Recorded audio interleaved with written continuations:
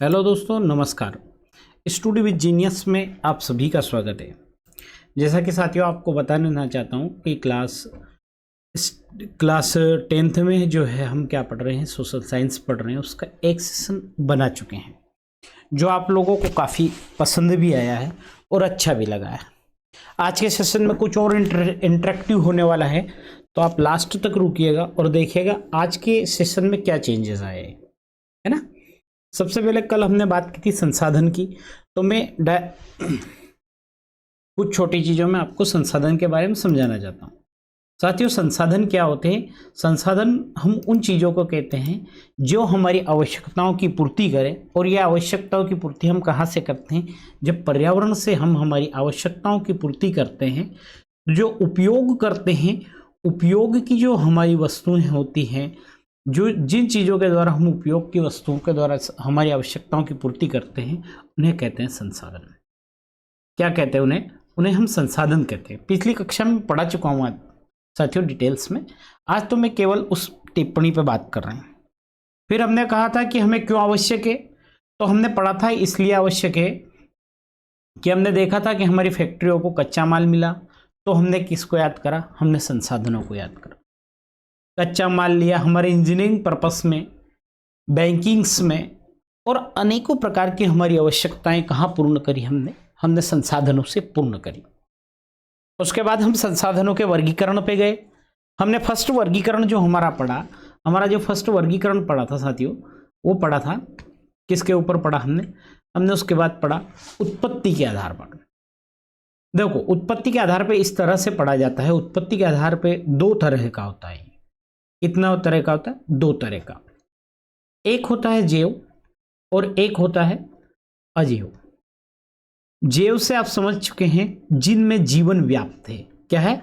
जीवन व्याप्त है। जैसे वनस्पति हुए, वन, मानव, मत्स्य, इस सारी चीजों से जिस तरह से हमें जो उपयोग की चीजें मिलती हैं उन्हें कहते हैं जैव। एक अजैव संसाधन ये हुआ साथियों, जैसे चट्टान हुई। चट्टानों में क्या जीव संभव है? तो हम कहेंगे चट्टानों में जीव संभव नहीं है। चट्टान, है ना, और डीजल, पेट्रोल, इस तरह से अजैव संसाधन हुए। उसके बाद मैंने अगले पार्ट में गए थे हमने उसके बाद पढ़ा था समाप्यता के आधार पर। और साथियों, समाप्यता के आधार पर जब मैंने पढ़ाया था आप लोगों को, तो समाप्यता के आधार पर जब हमने पढ़ा तो हमने देखा किस तरह से देखा। हमने देखा कि यार ऐसी चीजें जो समाप्त हो जाती है, कैसे रूप में? देखो, समाप्यता के आधार की बात करते हैं तो दो तरह से किया जाता है उसका। एक होता है नवीकरण और एक होता है अनवीकरण। तो साथियों, यहां से कुछ हिंदी का लॉजिक भी आप लोगों को समझ में आएगा। हिंदी से किस तरह से? हिंदी में आपने एक चीज सुनी होगी, एक चीज पढ़ी होगी, वो पढ़ा था उपसर्ग। जैसे आपने पढ़ा था पराजय। जब पराजय के सामने अ आ जाता है तो क्या होता है? जो पीछे शब्द है इसका उल्टा। जब मैंने बात करी नवीकरण की, उसी तरह से जब मैंने बात की कि नवीकरण का मतलब हुआ था कि हम उसमें किसी भी प्रकार के भौतिकी, रासायनिक या किसी प्रकार का यांत्रिक परिवर्तन करके उसको क्या कर सकते हैं? हम पुनः उपयोग कर सकते हैं। वो नवीकरण योग्य है। लेकिन उसी तरह से मैं जब अनवीकरण की बात करता हूं, तो अनवीकरण में हम सिंपल सी बात कहेंगे कि इन चीजों को हम पुनः प्राप्त नहीं कर सकते हैं। क्या इन चीजों को हम पुनः प्राप्त कर सकते हैं? तो मैं साथियों आप लोगों से कहूंगा कि ऐसे संसाधन जिनको हम पुनः उपयोग के योग्य नहीं या पुनः प्रयोग में नहीं कर सकते। क्या पेट्रोल को आप पुनः उपयोग कर सकते हो? नहीं कर सकते। अगर मैं यहां से इंदौर जाने के 100 रुपये का पेट्रोल जलाता हूं, तो क्या पुनः वहां से आने पर फिर से मुझे 100 रुपये का पेट्रोल मिल जाएगा क्या? या उस 100 रुपये के पेट्रोल से मैं क्या फिर से रुपए कमा सकता हूं क्या? नहीं कहूंगा कि मैं नहीं कमा सकता। मतलब हम कुल मिला के कह सकते हैं कि ऐसे संसाधन जिनका हम नवीकरण नहीं कर सकते, तो हम क्या कहेंगे? अनवीकरणीय, क्या कहेंगे उन्हें? अनवीकरणीय संसाधन कहेंगे। अब जो ऐसे संसाधन होते हैं इनका विकास क्या होता है? कई अरबों वर्षों साल में होता है। आपको मैं एक बात बताना चाहता हूं, जैसे कि ये हुई पृथ्वी। अब जब ये जो पृथ्वी थी, इस पृथ्वी की करोड़ में या इस पृथ्वी के अंदर क्या हुआ साथियों? ये है पृथ्वी, है ना? इस तरह से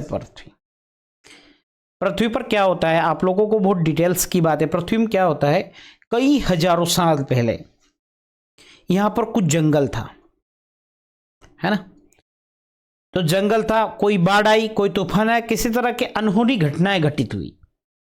अब उन अनहोनी घटनाओं में क्या हुआ कि ये जितना भी जो जीव पदार्थ था, जितने भी पेड़ पौधे थे, ये कहां चले गए? पृथ्वी के अंदर चले गए, यहां स्टोर हो गए।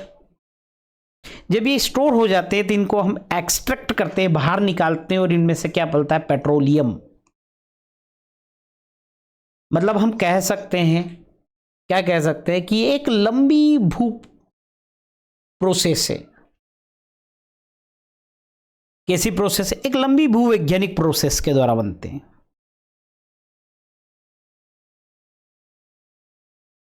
है ना? आप लोगों को फिर से मैं बताना चाहता हूं कि जो हमारी चट्टानें बनती हैं, वो चट्टानें किस तरह से बनती हैं। ये जो चट्टानें होती हैं वो 2-3 तरह से होती है। डिटेल्स में कभी चट्टान चैप्टर रहेगा तो मैं पढ़ाऊंगा। तो उसमें क्या रहता है साथियों कि जो चट्टान से रहती है वो दाब के कारण प्लस तापमान के कारण क्या होती है? अपना रूप परिवर्तित कर बलती। आपने सुना होगा चट्टान के हमारे घर पे मार्बल लगी, तो मार्बल चट्टान किस तरह से बनती है? वो क्या करती है? वो इग्नियस मतलब आग्नेयी जो चट्टान होती है हमारी, उस आग्नेयी चट्टान पे अधिक दाब और ताप लगने से मार्बल चट्टान बनती। मतलब हम कह सकते एक बहुत बड़े भूवैज्ञानिक तरीके से बनती, है ना? साथ ही क्या होता है साथियों, इनको बनने में लाखों हजारों साल लग जाते हैं। पर क्या होता है, जैसे कि अब फिर आपके मन में प्रश्न आता है कि सर जैसे कि एक धातु लोहे का मैंने एक पटिया बनाया, आज इस पटिया का मैं उपयोग कर रहा हूं कि यार मेरे घर में रखा है ये पटिया, और इस पटिया से जो है कुछ भी मैं यूज कर रहा हूं, मान लो इस पे मैं डेली बैठता हूं, तो हो सकता है ये पटिया हजारों साल मतलब 10-15 साल बाद फिर से मैं इसको यूज कर सकता हूँ। ऐसे लोहे की तरह इस पटिया को मैंने उठाया, घर में कहीं भी मेरी शीट लगी हुई थी, उस शीट पे वेल्ड करवा दिया, तो ये चक्रीय रूप हो गया कि इसका मैंने क्या करा? चक्रीय रूप हो गया। लेकिन हाँ, पेट्रोल है, मैंने गाड़ी में आज पेट्रोल डाला और आप लोग मेरी गाड़ी मांग के ले गए और आप लोगों ने पेट्रोल जला दिया, क्या मैं इसका चक्रण कर सकता हूँ क्या? तो इस तरह के जो संसाधन होंगे हम उन्हें कहा अचक्रीय। फिर आपके मन में एक प्रश्न उठता है कि सर आपने नवीकरण में कहा था कि उसका हम उपयोग कर सकते हैं, तो नवीकरण में मैंने कहा था कैसे करा था कि रासायनिक तरीके से या भौतिक तरीके से या यांत्रिक तरीके से मैं उसका क्या कर सकता हूं? रूप परिवर्तन कर सकता हूं। क्या मैंने यहां पर रूप परिवर्तन करा? रूप परिवर्तन करा? नहीं करा ना, सेम एज चीज यूज करी, इसलिए इसमें ऐसा होता है।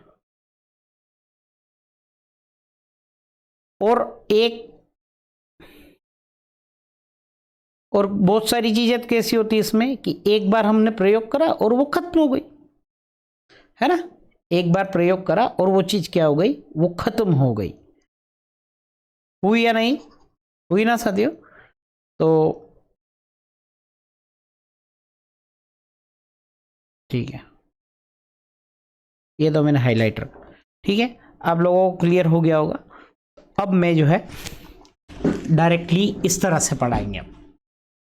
अब हमने अनवीकरण की बात कर ली थी, आज मैं नवीकरण की बात कर रहा हूं। तो अनवीकरण क्या होता है? मैंने अभी बताया था आपको कि ऐसे संसाधनों का विकास एक लंबे भूभाग अंतराल पर होता है। अभी बताया था आपको कैसे हुआ, पेट्रोलियम कैसे बना, चट्टानें किस तरह से बनती है, और इनके बनने में कितने साल लग जाते हैं? लाखों वर्ष लग जाते हैं। और ये एक बार प्रयोग के बाद क्या हो जाती है, समाप्त हो जाती है। पेट्रोल डीजल खत्म हुआ नहीं, इनमें से कुछ चक्रीय होता है, जैसे धातुएं। मैं अभी आपको बता चुका हूं कि ये किस तरह से चक्रीय हो, किस तरह से जो है क्या हो जाती है, चक्रीय धातु, है ना। हो गया क्लियर। उसके बाद इसमें से कुछ चक्रीय होती है जैसे धातु, और कुछ अचक्रीय होता है जैसे पेट्रोल डीजल। और खनिज और जीवाश्म ईंधन अनवीकरण संसाधन कहलाते। क्या कहलाते? खनिज और ये क्या कहलाते? अनवीकरण संसाधन कहलाते। जो आपको अगर पीडीएफ चाहिए तो हमारे टेलीग्राम चैनल पे आप लोगों को पीडीएफ भी मिल जाएगी, स्टडी विद जीनियस। इसी के लिंक में जो डिस्क्रिप्शन रहता है उसमें हमारा डला हुआ रहता है, वहां से आप इसका पीडीएफ भी डाउनलोड कर सकते हैं ना। हो गया क्लियर आप लोगों को? अब ये क्लियर हो गया होगा, तो अब हम नेक्स्ट पार्ट पर जाते हैं। तो हमारा नेक्स्ट जो है, अब जो हमारा नेक्स्ट है क्या है, ठीक है। अब नेक्स्ट पहले आप लोगों को समझा देता हूं कि क्या है। देखो नेक्स्ट जो है वो है स्वामित्व के आधार पर। किसके आधार पर? किसके आधार पर? स्वामित्व के आधार पर, है ना। अब स्वामित्व के आधार पर क्या होता है साथियों? स्वामित्व के आधार पर यह होगा किसका स्वामी कौन है। क्या होगा स्वामित्व के आधार पर? किसका स्वामी कौन है। जैसे आपका कुआं हुआ, आपकी बावड़ी हुई, है ना, तो ये तो आपके निजी है ना, एक तरह के संसाधन। दूसरे संसाधन ऐसे हैं साथियों जिनका उपयोग आप भी करते हो और आपका पड़ोसी भी करता है। जैसे शमशान घाट हुआ, कोई गांव में पिकनिक की व्यवस्था है, कोई धार्मिक स्थल है, इस पर तो ये कुआं आपका ही है। आपके कुएं से कोई पानी लेता है तो आप क्या कहते हो? नहीं भैया मेरा निजी कुआं है, नहीं मेरी निजी बावड़ी है। कोई मान लो चारागृह है, मतलब चराने की जगह है, तो आप क्या कहोगे? ये मेरा निजी है। ऐसे संसाधन जिस पर केवल किसी व्यक्ति मात्र का अधिकार होता है, ऐसी चीजों को कहते हैं व्यक्तिगत संसाधन। और ऐसे संसाधन जिस पे सभी लोगों का अधिकार होता है, तो ऐसे संसाधन, शमशान घाट में कोई आप कहोगे क्या भैया मेरा शमशान है, क्या मेरा धार्मिक स्थल है, मेरी पिकनिक है? तो ऐसे संसाधन क्या कहलाएंगे? या खेल का मैदान है आपके गांव में, तो ऐसे संसाधन जिन पर आपका भी हक है और दूसरा आया उसका भी हक है, तो क्या कहोगे? ऐसे संसाधन को आप कहोगे सामुदायिक। सामुदायिक व्यवस्था है ना, सामुदाय। आपने स्वास्थ्य केंद्र पर गए होंगे, कभी हॉस्पिटल गए गवर्नमेंट के स्वास्थ्य केंद्र, तो क्या लिखा रहता है वहां? वहां लिखा रहता है सामुदायिक स्वास्थ्य केंद्र। अर्थात ऐसी व्यवस्थाएं जिन पर सबका अधिकार हो, सामुदायिक संसाधन कहलाते हैं। जैसे जमीन है तो वो किनकी है? निजी जमीन का निजी मालिक। अगर गवर्नमेंट की प्रॉपर्टी हुई, गवर्नमेंट की जमीन हुई, तो किसकी जमीन है? वो सामुदायिक है। थर्ड व्यवस्था ऐसी व्यवस्था है साथियों, जैसे सरकार ने क्या कर रखा है, सरकार की व्यवस्था है। कैसी व्यवस्था है? मान लो सरकार की कोई फैक्ट्री है ना, जैसे आपने आपके पड़ोस में एक डैम बना है, कुंडालिया डैम, न तो वह आपका है, ना आपके काकाश्री का है, ना आपके परिवार का, ना किसी आदमी का है। वो किसका है? क्या आप डैम में गए, डैम से मछली पकड़ सकते हो क्या? डैम का पानी ले सकते हो क्या? बिना किसी गवर्नमेंट की अनुमति के हम नहीं ले सकते हैं। तो ऐसी व्यवस्थाएं जिनमें कि सरकार का अधिकार हो, तो क्या कहलाएंगे? राष्ट्रीय संसाधन। क्या क्या कहलाएंगे? जल संसाधन। एक कहलाएगा वन। वन किसके होते हैं? वन क्या हमारे रहते हैं क्या? वन में से हम कोई एक लकड़ी भी नहीं काट सकते हैं। कभी आप मध्य प्रदेश के देवास जिले में गए हों तो वह खरगोन, खंडवा, इन जिलों में क्या है, वन की व्यवस्थाएं हैं। आपके पड़ोस में ही बता रहा हूं, उस वन में से एक लकड़ी भी नहीं काट सकते हैं हम, क्योंकि वो किसकी प्रॉपर्टी है, राष्ट्रीय प्रॉपर्टी है।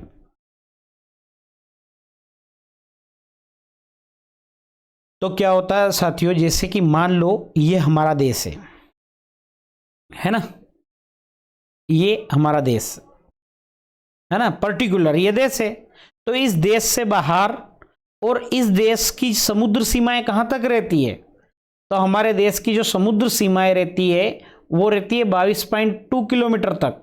कहां तक रहती है, 22.2 किलोमीटर, या उसी 22.2 किलोमीटर को हम कहते हैं 12 समुद्री मील। तो ये क्या होती है, हमारी राजनीतिक सीमा होती है। तो जो इस सीमा के अंदर अंदर जो है वो किसका हक होगा, राष्ट्र का हक होगा। तो हम क्या कहेंगे, राष्ट्रीय संसाधन कहेंगे। आपको क्लियर हो गए होंगे, व्यक्तिगत संसाधन, सामुदायिक जिस पर सबका अधिकार हो, राष्ट्रीय मतलब राष्ट्र का अधिकार हो। शमशान घाट पे आपका भी अधिकार है, आपके पड़ोसी का भी अधिकार है, सबका अधिकार है, लेकिन राष्ट्रीय संपत्ति है उस पर केवल इसका केवल राष्ट्र का हक है। फिर एक होता है, आपके मन में एक प्रश्न आ रहा है कि सर 22.2 किलोमीटर के बाहर जो समुद्र रहेगा उस पर किसका हक रहेगा। तो साथियों मैं कहूंगा कि भैया जो 22.2 किलोमीटर, कितने किलोमीटर, 22 पॉइंट, क्या कहूंगा मैं आप लोगों से कहूंगा कि साथियों 22.2 किलोमीटर अर्थात 12 समुद्री मील से जो बाहर होगा उस पर किसका अधिकार होगा, वो होगा अंतर्राष्ट्रीय संगठनों का। तो ऐसे अधिकार अंतर्राष्ट्रीय संगठनों को दिए गए हैं। तो ऐसी व्यवस्थाएं क्या होगी, ऐसे संसाधन क्या होंगे, अंतर्राष्ट्रीय संसाधन होगी। और इन पर नियंत्रण कौन करेगा, इन पर अंतर्राष्ट्रीय संगठन जो है इनका नियंत्रण करेगा। अब आप सोच रहे हो कि अंतर्राष्ट्रीय संगठन में सर ऐसी कौन सी व्यवस्था आती है जो इन चीजों को कंट्रोल करती है, इन चीजों का देखरेख करती है। तो आपको बता दूं, एक चीज होती, एक बॉडी होती है, वो होती संयुक्त राष्ट्र संघ, जिसे इंग्लिश में कहते हैं यूएन, यूनाइटेड नेशन। तो ये यूनाइटेड नेशन क्या होता है साथियों, इसकी अनेकों ब्रांच है, जैसे विश्व व्यापार संगठन हुआ, विश्व समुद्र संगठन हुआ, विश्व जल संगठन हुआ। तो इस तरह के इसके अनेकों संगठन बने हुए हैं।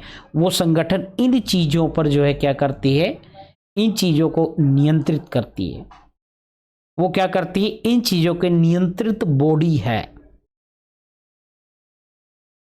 ना।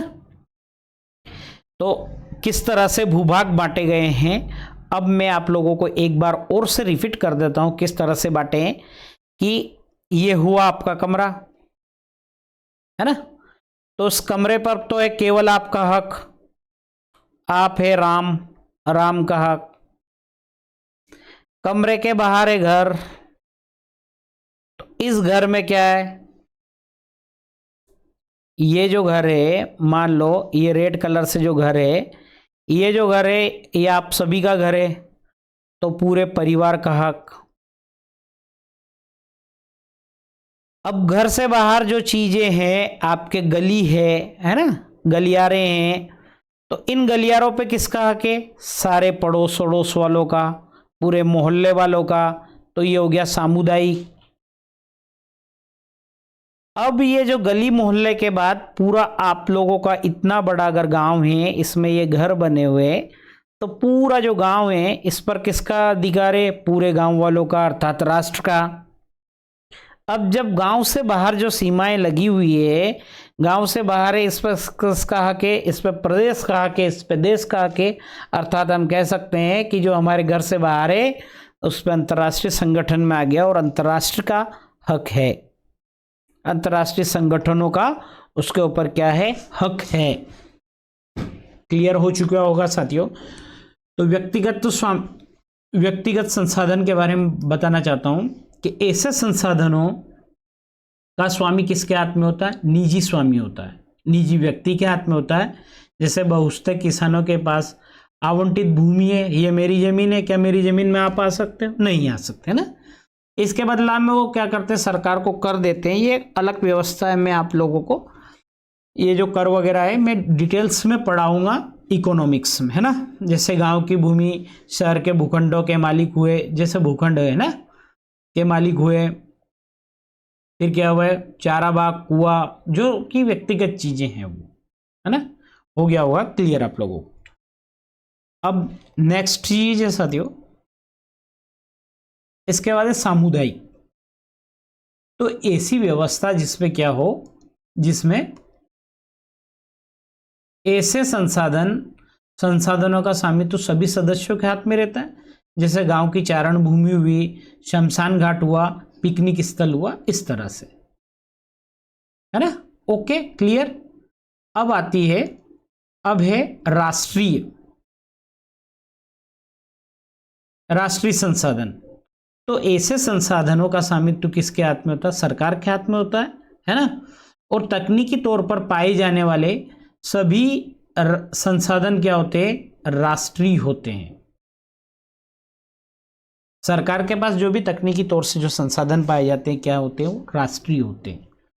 और सरकार को कानूनी अधिकार है कि वह व्यक्ति के संसाधनों को आम जनता के लिए अधिग्रहण कर सकती है। वो किस तरह से है? जैसे कि काली सिंध रिवर है, ये जा रही है काली सिंध रिवर, है ना, नदी। इस पर यहां बनाया गया है कुंडालिया डैम। कौन सा डैम बनाया गया है? कुंडालिया। अब जो भी ये जो यहां पर जो जमीन थी, ये किसकी थी? ये जमीन किसकी थी?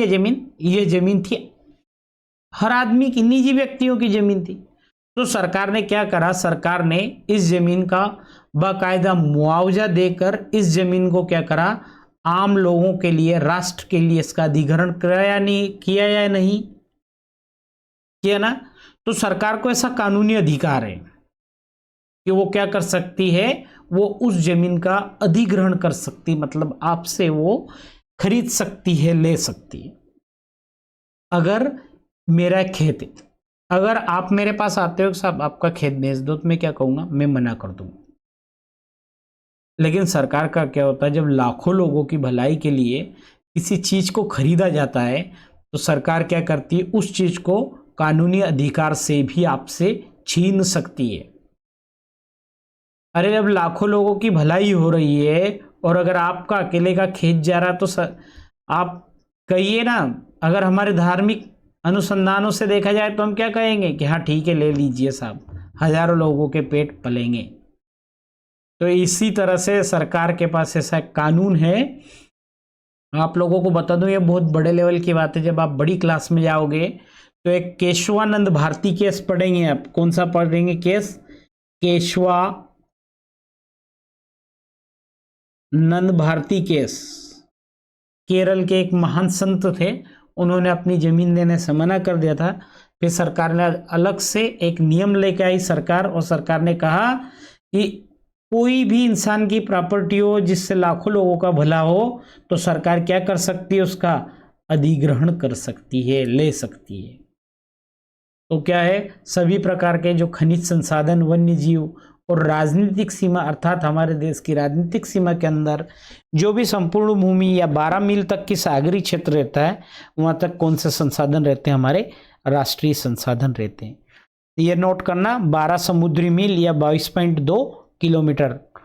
ध्यान रखना, इस तरह से ऑब्जेक्टिव बनते हैं। कोई किसी ने कमेंट करा था कि हमें ऑब्जेक्टिव भी पढ़ाइए, तो ऑब्जेक्टिव इस तरह से बनते हैं साथियों। राष्ट्रीय संसाधन को सरकार को कानूनी अधिकार या अधिग्रहण करने का सत्य या असत्य है, तो यहां से हुआ ना क्लियर। इस तरह से क्या होते हैं? हमारे ऑब्जेक्टिव्स बनते हैं। ऑब्जेक्टिव की अलग क्लास क्रिएट नहीं होगी, ऑब्जेक्टिव यहीं से बनते हैं, है ना। उसके बाद अंतर्राष्ट्रीय की बात करते हैं हम। तो ऐसा है, अंतर्राष्ट्रीय किसे कहेंगे हम? कि ऐसे संसाधन जिनका नियंत्रण कौन करता है? अंतर्राष्ट्रीय संगठन करते हैं या अंतर्राष्ट्रीय संस्थाएं करती है के हाथ में होता है। जैसे तट रेखा है हमारा, वहाँ से 12 समुद्री मील अर्थात 22.2 किलोमीटर के दूर के बाद जो हमारा महासागर होगा उस पर किसी भी देश का अधिकार नहीं रहेगा। यहाँ से फिर ऑब्जेक्टिव बन सकता है कि 12 समुद्री मील के बाहर किसका अधिकार रहेगा, किसी भी देश का नहीं रहेगा। तो ऐसे का उपयोग करने के लिए हमें क्या करना पड़ता है, हमें अंतर्राष्ट्रीय संस्थाओं से क्या लेनी पड़ती है, सहमति लेनी पड़ती है, और उनकी बिना सहमति के हम क्या कर सकते हैं, उनका उपयोग नहीं कर सकते। ठीक है, ओके। अब नेक्स्ट है साथियों, नेक्स्ट है विकास के स्तर के आधार पर। तो विकास के स्तर के आधार की बात करते हैं तो विकास के स्तर के आधार पर 3 तरह से इनको बांटा गया है, और वो 3 तरह की कौन कौन से हैं। संभावी का मतलब ये होगा कि हम संभावना व्यक्त कर सकते हैं कि हो सकता है हमारे यहाँ क्या हो, डीजल हो। ऐसी संभावना हम कर सकते हैं कि हमारे नीचे इस तरह की संभावित विकसित अर्थात उनका विकास कर चुके हैं हम कि हाँ या हो सकता है हम विकास कर रहे हैं। और संचित का अर्थ होता है साथियों कि हमारे पास वो है और वो भंडार किस तरह से वो भंडार भरे हुए हैं। ऐसे भंडार कोष जो ऑलरेडी हैं वो क्या कहलाएंगे, संचित भंडार। और जिनका विकास हम कर रहे हैं, जैसे विकास किसका कर रहे हैं हम कर रहे हैं पवन ऊर्जा का, हम कर रहे हैं सौर ऊर्जा का। संभाव्य ऐसी संभावना जताई हमने कि हमारे पास क्या है, जीवाश्म ईंधन है, हमारे पास क्या है, पेट्रोल संसाधन है। तो इस तरह के हम क्या कर रहे हैं, इनकी संभावनाएं व्यक्त कर रहे हैं। और संचित मतलब हमारे पास क्या है, हमारे पास है कोयला, हमारे पास क्या है, हमारे पास वन, हमारे पास क्या है, चट्टान।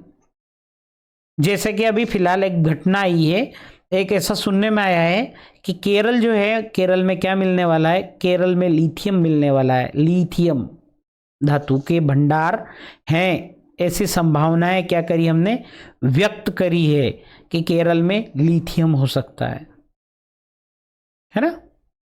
ये आपके सिलेबस में इतना डिटेल्स नहीं है, इसलिए मैंने यहीं पर रोक दिया इसको। ठीक है, अब नेक्स्ट है एक चीज और है। क्या हुआ साथियों, सबसे पहले जैसे हम लोग क्या कर रहे हैं, हम संसाधन भी बना रहे हैं, है ना। हम क्या करें, संसाधन बना रहे हैं। पर जो लोग संसाधन के साथ साथ जो लोग पर्यावरण के बारे में सोच रहे हैं, जो पर्यावरणीय लोग हैं, जो पर्यावरणीय लोग हैं या व्यक्ति है जो पर्यावरण का क्या सोचते हैं, भला। भाई उनका तो ये कहना है कि आप डीजल जलाए जा रहे हो, कोयला जलाए जा रहे हो, तो इनसे क्या कर दोगे आप कर दोगे पर्यावरण प्रदूषण। क्या कर दोगे, पर्यावरण प्रदूषण। तो कुछ अंतर्राष्ट्रीय कार्यक्रम ऐसे हुए हैं जिनमें हर देश ने शपथ ली है, हर देश ने एक कागज पर हस्ताक्षर किए, और हर देश ने क्या कहा है कि हम विकास तो करेंगे, लेकिन किस तरह से करेंगे, हम विकास तो करेंगे पर किस तरह करेंगे, पर्यावरण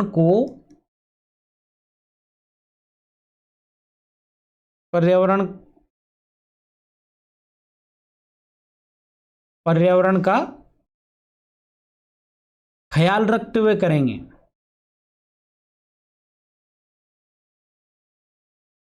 कि हम क्या करेंगे, आपने सुना होगा कि भारत में क्या हो रही है, इलेक्ट्रिक गाड़ियां चल रही है। क्यों चल रही है, वो एक शर्त पे चल रही है, और उस शर्त को क्या कहेंगे हम, एक ट्रम्स के द्वारा चल रही है, और उसी ट्रम्स को हम क्या कहते हैं, सतत, क्या कहेंगे, सतत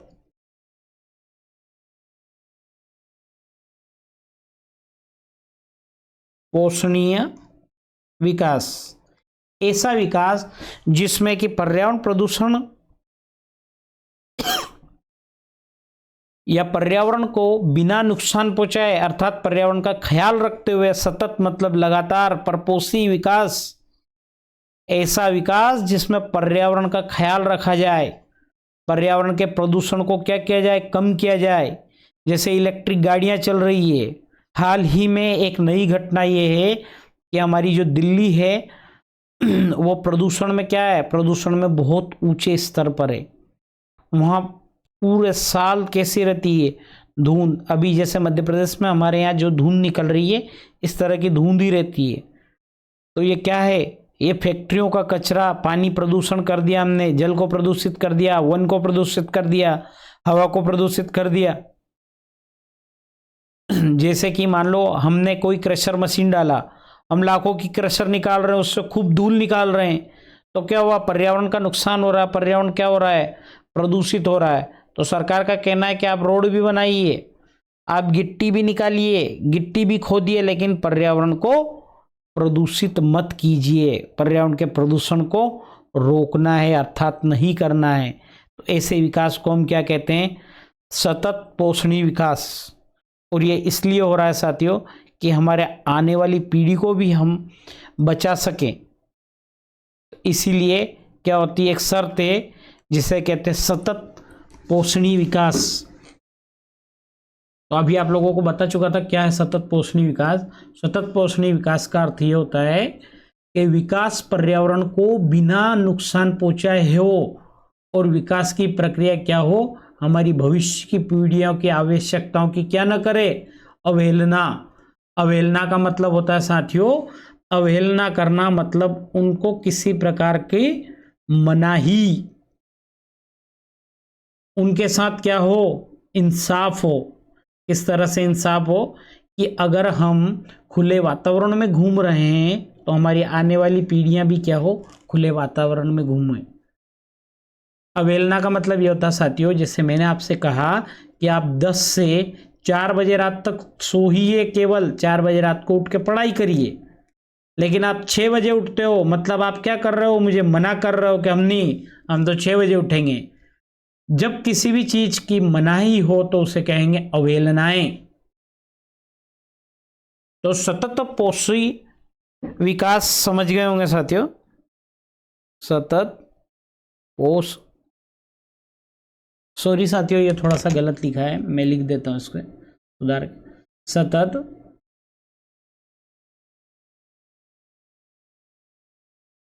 सतत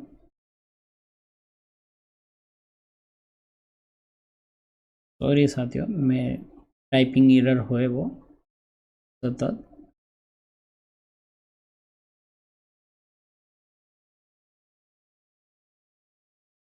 क्या है वो, सतत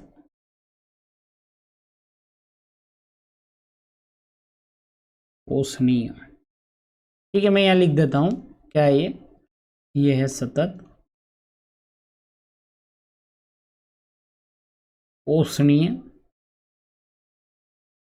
विकास। सतत पोषणीय विकास से क्या है, सतत पोषणीय विकास का मतलब ये होगा कि हम क्या, हमारा विकास तो करेंगे लेकिन पर्यावरण को क्या करेंगे, हम पर्यावरण को किसी भी प्रकार का जो है नुकसान नहीं पहुंचाएंगे, है ना। उसके बाद साथियों हम मिलते हैं अब हमारी अगली क्लास में।